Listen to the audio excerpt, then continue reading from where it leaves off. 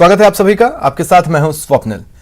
BJP के राजस्थान से जितने भी सांसद हैं यानी 24 सांसद, उनके साथ आज प्रधानमंत्री नरेंद्र मोदी ने ब्रेकफास्ट पर अपने आवास पर मुलाकात की।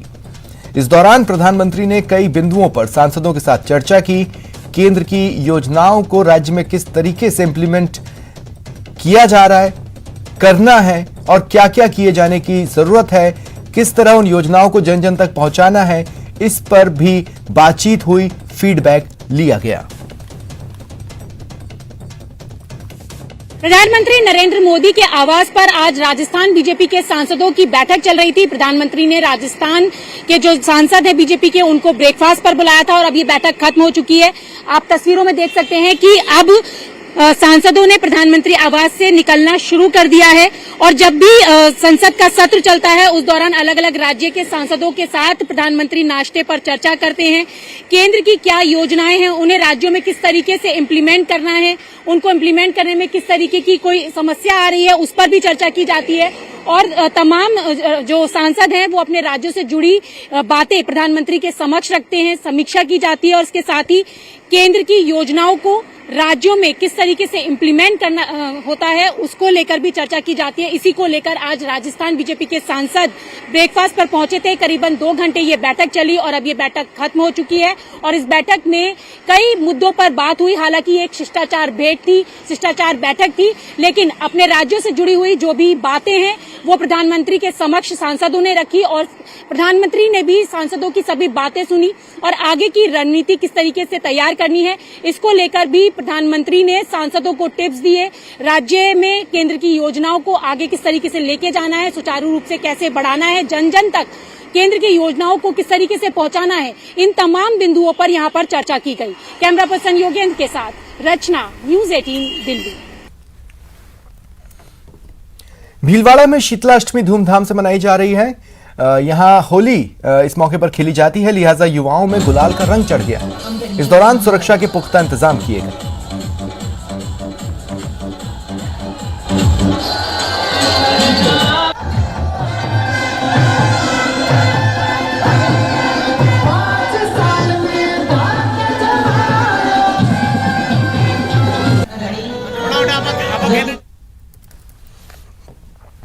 सरहदी बाड़मेर जिले में शुक्रवार को थार महोत्सव का आगाज एक्सप्लोर बाइकर्स रैली के साथ हुआ।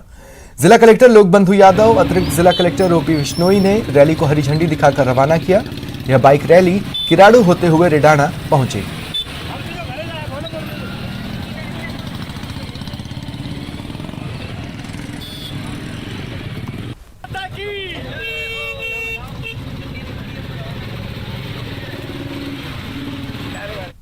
साल के बाद थार महोत्सव का आयोजन हो रहा है और यहाँ की जो लोक कला है, संस्कृति है, वेशभूषा है, खान पान है, उसको हम लोग अच्छे से प्रदर्शन कर पाएँ। इसमें लोगों में काफ़ी उत्साह है, पूरे शहर में, पूरे ज़िले में काफ़ी उत्साह है और लोग शांतिपूर्वक हर्षोल्लास से इस थार महोत्सव को मनाएंगे। तो हम उम्मीद करते हैं कि बाहर से भी टूरिस्ट इसमें आएंगे और आगे ये और भी भव्य रूप अगले साल से लेना शुरू कर देंगे। थार महोत्सव के आगाज के साथ ही शहरवासियों में काफी उत्साह है।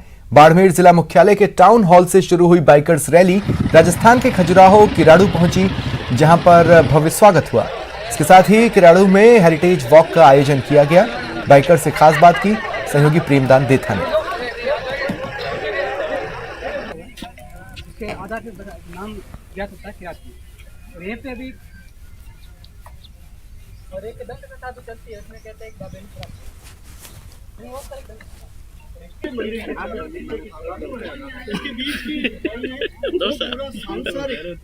देवी देवताओं का मामले में जितनी पौराणिक कथाएं हैं, बाड़मेर में थार महोत्सव का आगाज आज बाइकर्स रैली के साथ में हुआ और आज हम पहुंचे हुए हैं राजस्थान के खजुराहो केराड़ू में। यहाँ पर भ्रमण है और बाइकर्स यहाँ पर पहुंचे हैं। हमारे साथ में कुछ बाइकर्स हैं, उनसे बातचीत करते हैं कि किस तरीके की उनको बाइकर्स रैली है और थार महोत्सव का इंटरेस्ट किस तरीके का है। सर, बाड़मेर में जो थार महोत्सव हो रहा है ये बहुत टाइम बाद वापस इतने बड़े लेवल पर वापस स्टार्ट हो रहा है और कोरोना के बाद में हम सब भी चाहते थे कि इस तरह का कोई बहुत बड़ा आयोजन हो, तो आज इसका शुरुआत हुई है, तो इसमें हमको बहुत खुशी हो रही है। और हम सुबह से निकले हैं, खूब लोग हैं, अभी काफ़ी लोग पीछे आ रहे हैं, अभी हम 5-7 लोग यहाँ पहुँचे हैं। तो कहीं न कहीं क्रेज है, क्योंकि 10 साल बाद में थार महोत्सव का आगाज हो रहा है। हमारे साथ में एक बाइकर्स है। आप बताइए किस तरीके का आपको उत्साह था, कैसे मतलब इस आयोजन बहुत बहुत आनंद आ रहा है, बहुत मज़ा आ रहा है इसमें, जो भी बाइक चलाने में, और उसमें हर साल होना चाहिए इसे बाइक से। तो इनका कहना है कि ये जो थार महोत्सव है विश्व प्रसिद्ध थार महोत्सव है और बाड़मेर की परंपराओं को ये प्रदर्शित करते हैं, तो ये हर साल समय पर होना चाहिए ताकि यहाँ पर पर्यटक पहुंचे। हमारे साथ में एक और है बाइकर्स, बताइए सर बहुत लंबे टाइम बाद में इस बार ये तो कह सकते हैं कि पर्यटकों की नजर से यहाँ पर कम लोग पहुंचे हैं, लेकिन अगर इसके ऊपर और ज्यादा काम किया जाए तो आने वाले भविष्य में यहाँ पर पर्यटकों की बहार आएगी, पर्यटक यहाँ पहुंचेंगे और जो खजुराहो है, केराड़ू, यहाँ पर इसके साथ ही बाड़मेर की परंपराओं से भी रूबरू होंगे। कैमरामैन मनमोहन के साथ प्रेमनंद देथा, न्यूज 18 बाड़मेर। और किराड़ू का पता है वो अभिभूत हो जाएगा। हम आपके लिए तो हमेशा अपन देखते हैं, लेकिन बाहर के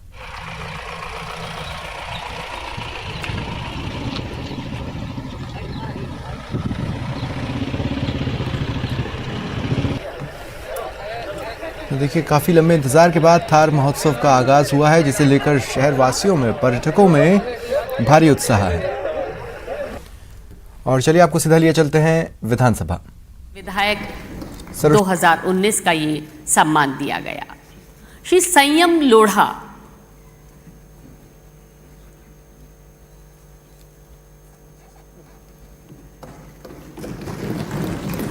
सम्मान ग्रहण कर रहे हैं श्री ज्ञानचंद पारख जी।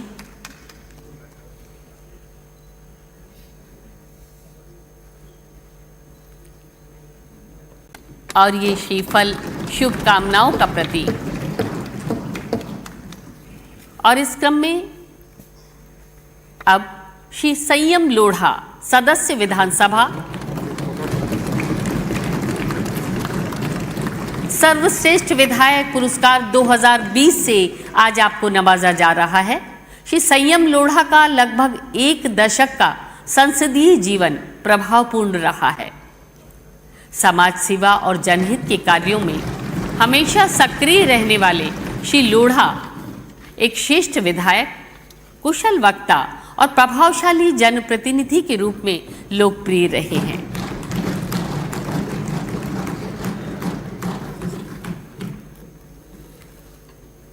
आप 11वीं, 12वीं तथा वर्तमान 15वीं विधानसभा के सदस्य निर्वाचित हुए हैं।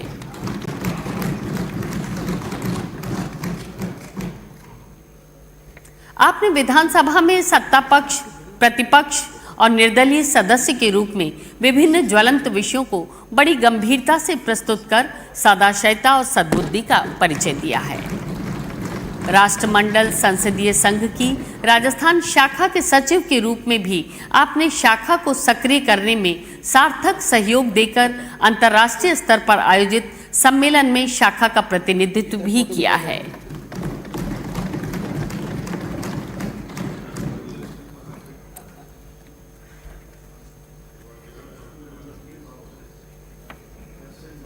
और आज के इस आयोजन में श्री संयम लोढ़ा जी सदस्य विधानसभा सर्वश्रेष्ठ विधायक पुरस्कार 2020 से आपको नवाजा गया।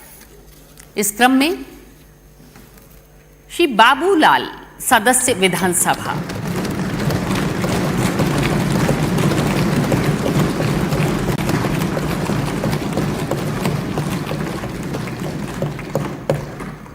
श्री बाबूलाल जी को सर्वश्रेष्ठ विधायक पुरस्कार 2021 से आज नवाजा जा रहा है।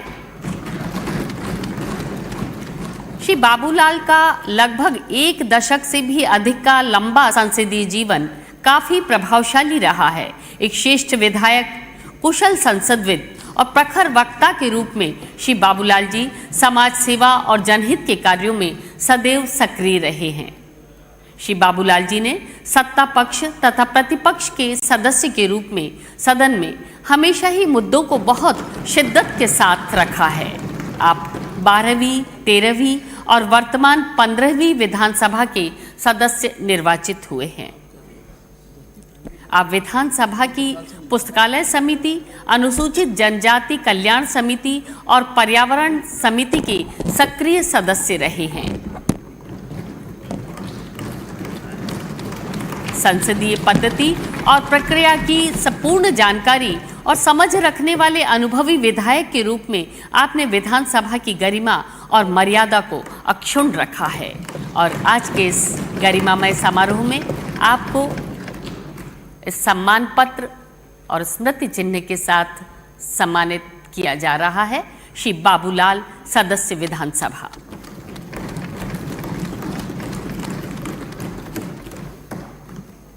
और अब श्रीमती मंजू देवी, सदस्य विधानसभा।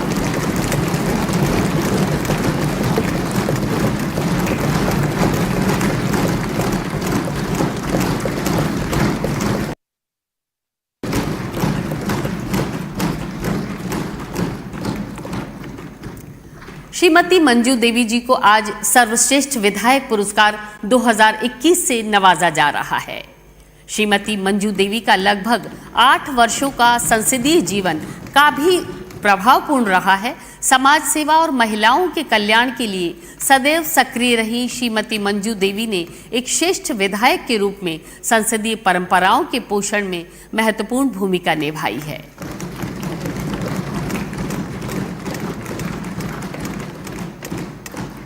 तेरहवीं तथा वर्तमान 15वीं विधानसभा के लिए सदस्य निर्वाचित हुई मंजू देवी ने विधानसभा की विभिन्न समितियों में सदस्य तथा सभापति के रूप में अपने उत्तरदायित्व का बखूबी निर्वहन किया है। श्रीमती मंजू देवी ने 13वीं विधानसभा के कार्यकाल के दौरान राज्य सरकार में महिला एवं बाल कल्याण विकास विभाग की राज्य मंत्री के रूप में भी प्रभावी रूप से कार्य किया है। श्रीमती मंजू देवी ने संसदीय पद्धतियों और प्रक्रियाओं की पूर्ण जानकारी और समझ वाले अनुभवी विधायक के रूप में विधानसभा की गरिमा और मर्यादा को हमेशा बनाए रखा है। और बहुत बहुत बधाई हमारे सभी विधायकों को सर्वश्रेष्ठ विधायक सम्मान से नवाजा गया है। एक बार जोरदार तालियां, जोरदार हौसला अफजाई।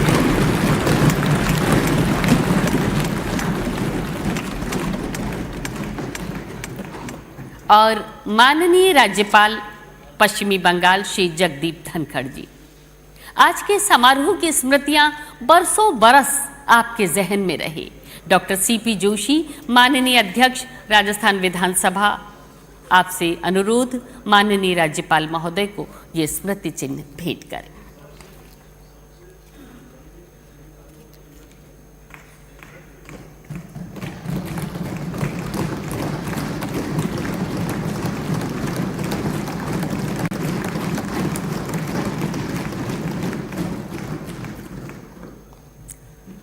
और आज का ये गरिमामय समारोह, लंबे समय से हमें इंतजार था सर्वश्रेष्ठ विधायकों के पुरस्कार और सम्मान का।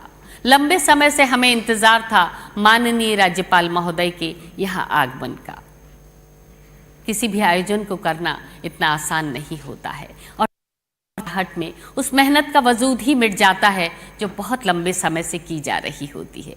आज का ये गरिमामय आयोजन, अनुरोध करना चाहेंगे श्री शांति कुमार धारीवाल जी, संसदीय कार्य मंत्री राजस्थान, सभी का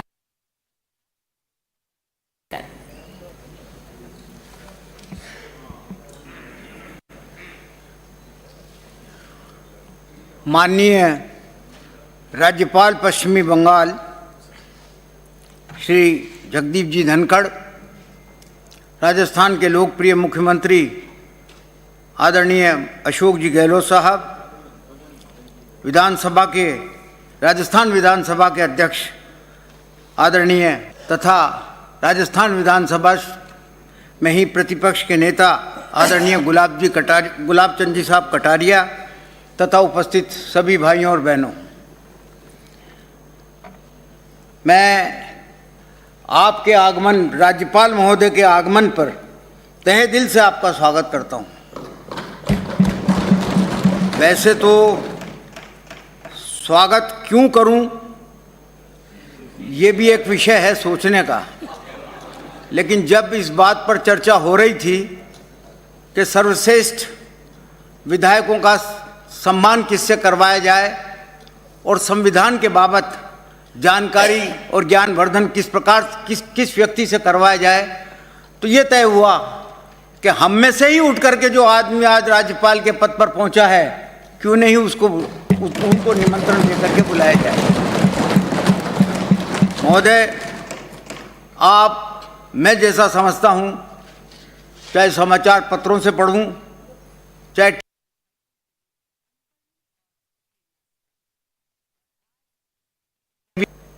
सभी प्रांतों के राज्यपालों से सबसे ज्यादा एक्टिव आप हैं।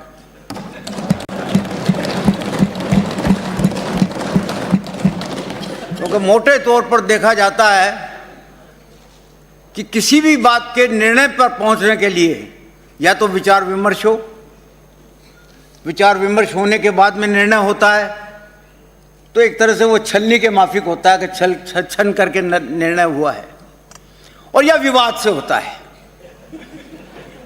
अगर होगा तो उसका सॉल्यूशन निकलेगा, उसका निर्णय निकलेगा।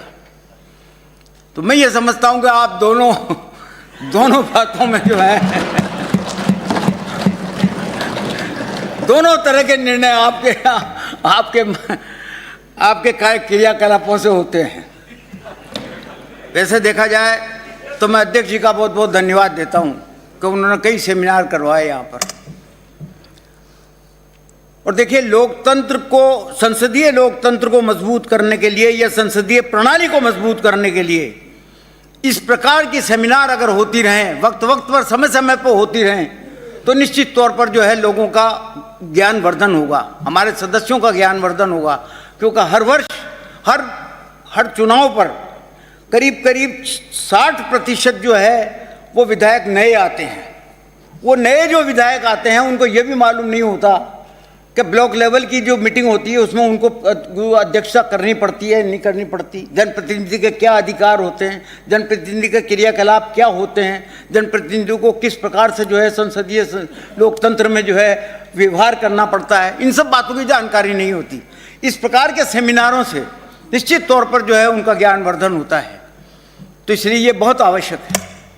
तो मैं लंबी बात न कहता हुआ, क्योंकि जितने महानुभाव बैठे हुए हैं सब ने अपने अपने विचार किए।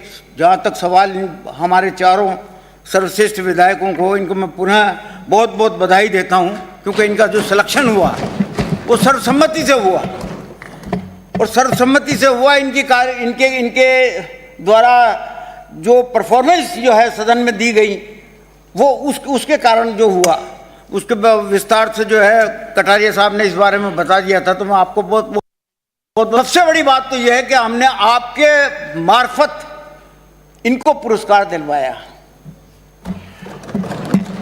सबसे बड़ी बात यह है, क्योंकि आप हमारे बीच में ही कई सालों तक सदन में बैठे हैं, सारी संसदीय प्रणाली के बाबत, संविधान के बाबत आपकी जो सी जानकारी रही है, निश्चित तौर पर जो है इसके लिए मैं आपको भी बहुत बहुत धन्यवाद देता हूं कि आपने वक्त निकाल करके यहाँ पर उपस्थित हुए, आप शरीक हुए।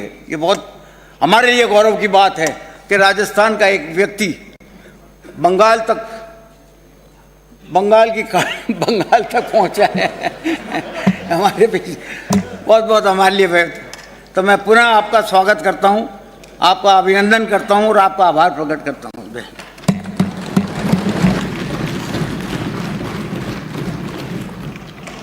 धन्यवाद और आभार आप और सभी। चलिए रुकते हैं एक ब्रेक के लिए।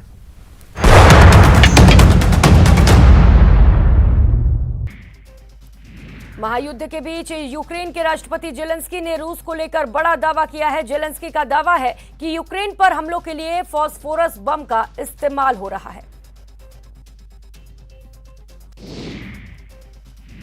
पाकिस्तान के प्रधानमंत्री इमरान खान के खिलाफ 25 मार्च यानी कल संसद में अविश्वास प्रस्ताव लाया जाएगा। मौजूदा हालात देखते हुए इमरान के खिलाफ अविश्वास प्रस्ताव पास होने के आसार ज्यादा हैं। संसद के कुल 342 सांसदों में से 190 इमरान के खिलाफ हैं। प्रधानमंत्री नरेंद्र मोदी ने सिख समुदाय के बुद्धिजीवियों से मुलाकात की। इस दौरान सिख समुदाय के लिए किए गए कार्यों के साथ कई अहम मुद्दों पर चर्चा हुई। राहुल गांधी ने कई मोर्चों पर एक साथ मोदी सरकार और प्रधानमंत्री को घेरने की कोशिश की है। राहुल गांधी ने ट्वीट कर कई सवाल उठाए और कोविड पीड़ितों के इलाज की अनदेखी और उद्योगों की बदहाली के लिए मोदी सरकार को जिम्मेदार ठहराया। बंगाल की मुख्यमंत्री ममता बनर्जी ने बीरभूम हिंसा के पीड़ित परिवारों से मुलाकात की। ममता ने इस दौरान रो रहे शख्स को पानी पिलाया और उसके आंसू पोंछे। ममता ने हिंसा में मारे गए लोगों को मुआवजे का चेक सौंपा, वहीं सरकारी नौकरी देने का भी ऐलान किया। वहीं बीरभूम हिंसा को लेकर तृणमूल कांग्रेस के प्रतिनिधि मंडल ने केंद्रीय गृह मंत्री अमित शाह से मुलाकात की। पार्टी के नेताओं ने अमित शाह से बंगाल के राज्यपाल जगदीप धनखड़ को हटाने की मांग की। योगी आदित्यनाथ शुक्रवार को लगातार दूसरी बार मुख्यमंत्री पद की शपथ लेंगे। योगी 2.0 के शपथ ग्रहण समारोह में प्रधानमंत्री मोदी, गृह मंत्री अमित शाह और बीजेपी राज्यों के मुख्यमंत्री शामिल होंगे। वहीं देश के बड़े उद्योगपतियों को भी न्योता भेजा गया है।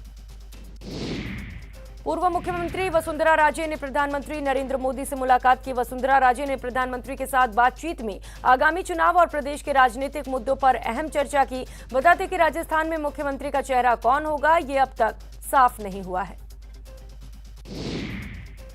सीएम गहलोत की बजट घोषणा का पालन शुरू हो गया है। शिक्षा विभाग ने 179 नए महात्मा गांधी अंग्रेजी मीडियम स्कूल खोलने के आदेश जारी कर दिए हैं। राजस्थान विधानसभा में ध्वनि मत से नकल और पेपर लीक विरोधी बिल पास हो गया। जनमत जानने के लिए प्रचारित करने का प्रस्ताव अस्वीकार।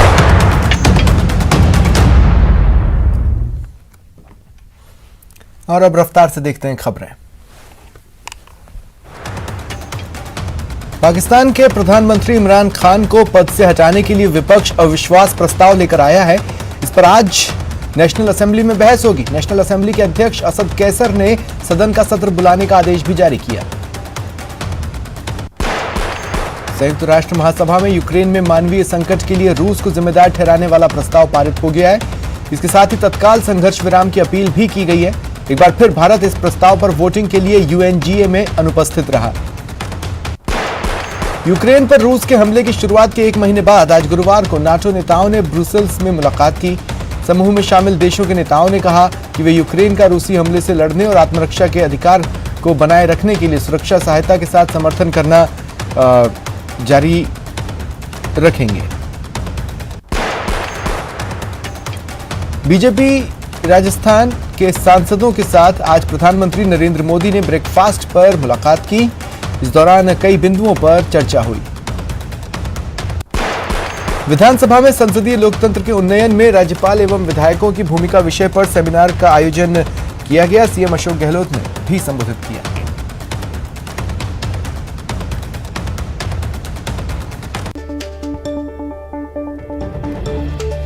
एक बड़ी खबर इस वक्त आपको बता दें, पोखरण में एक ग्रामीण टंकी पर चढ़ गए और प्रदर्शन कर रहे हैं। ये पूरा मामला सुन लीजिए। गोचर भूमि से अतिक्रमण हटाने की इनकी मांग है। रिटायर्ड पुलिसकर्मी के नेतृत्व में ग्रामीणों ने पोखरण की टंकी पर चढ़कर अपनी बात कही है।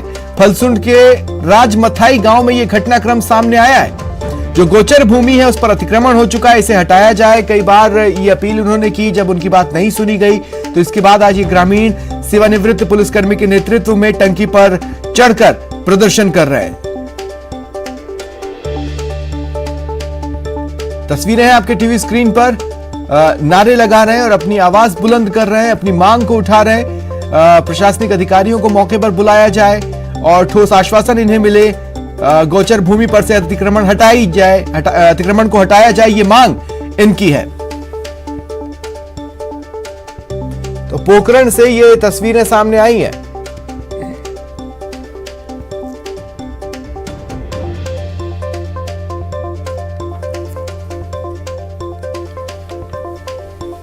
राजमथाई जो गांव है वहां पर गोचर भूमि पर अतिक्रमण हो गया है और ग्रामीण मांग कर रहे हैं कि अतिक्रमण हटाया जाए।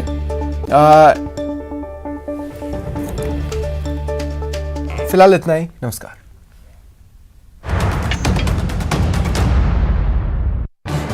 इस न्यूज हेडलाइंस के प्रायोजक